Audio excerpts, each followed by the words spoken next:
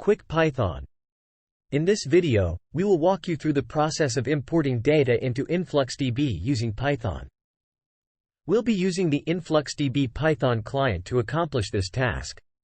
Before we begin, make sure you have the following requirements in place: libraries, pandas, InfluxDB_client, time, the InfluxDB Python client library installed, an InfluxDB instance running.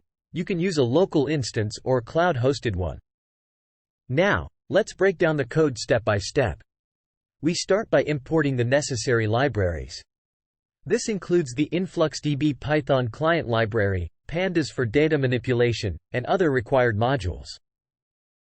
Next, we read data from a CSV file using pandas. This data will be imported into InfluxDB. We then define the InfluxDB connection parameters such as the host, organization, and token. These details are required to establish a connection with InfluxDB. We create an InfluxDB client object using the provided connection parameters. This client will be used to interact with the InfluxDB database. Now, we enter the main loop, where we iterate through the rows of the data frame loaded from the CSV file. For each row, we extract data for each generator. We then create InfluxDB data points for each value. You can add as many tags and fields as you want.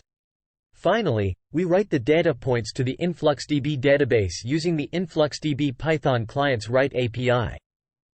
We also introduce a 1-second delay between data points to simulate sensor readings. And that's it. You've just seen how to import data into InfluxDB using Python. This script allows you to efficiently store and manage time series data for various turbines.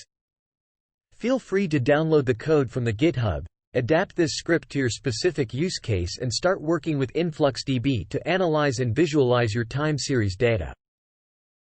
Thank you for watching, and don't forget to subscribe for more tutorials like this. If you have any questions or need further assistance, please leave a comment below. Happy coding!